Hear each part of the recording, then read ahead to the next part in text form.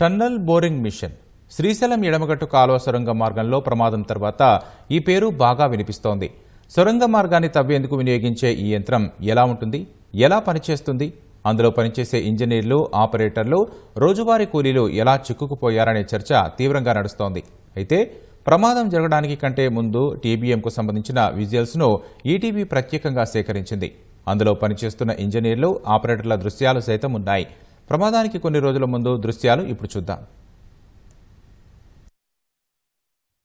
శ్రీశైలం ఎడమగట్టు కాలువ సొరంగ మార్గంలో ప్రమాదం జరిగినప్పటి నుంచి టన్నల్ బోరింగ్ మిషన్ పేరు మారుమోగుతోంది. ప్రస్తుతం సొరంగ మార్గంలో ప్రమాదం జరిగి అందులో పనిచేసే వాళ్లు చిక్కుకుని ఉన్నది టన్నల్ బోరింగ్ మిషన్లోనే. చాలా కాలంగా టన్నల్ బోరింగ్ మిషన్ పనిచేయకుండా ఉంది. అలాంటి మిషన్ కు జనవరి 31న ట్రయల్ రన్ నిర్వహించారు. ఆ తర్వాత ఫిబ్రవరి 5 నుంచి పలుమార్లు పరీక్షించారు. ఆ తర్వాత ఫిబ్రవరి 15 నుంచి డీబీఎంను పూర్తి స్థాయిలో పనిచేయించడం ప్రారంభించారు. ఫిబ్రవరి 20నే టీబీఎం సెగ్మెంట్లను అమర్చుకున్నప్పుడు సిమెంట్ లీకేజీలను కార్మికులు గుర్తించినట్లు తెలుస్తోంది. టీబీఎంలో సొరంగాన్ని తొలిచే వ్యవస్థ dry ground system, invert ground pump, secondary ground pump, laser guidance system, fire suspension system, communication వ్యవస్థ, డేటా యాక్విజిషన్ వ్యవస్థ, safety container, precast segment plant, segment storage yard ఇలాంటి భాగాలుంటాయి. అందులో కార్మికులు ఎలా పనిచేస్తారన్న దృశ్యాల్ని సైతం ఇందులో గమనించవచ్చు.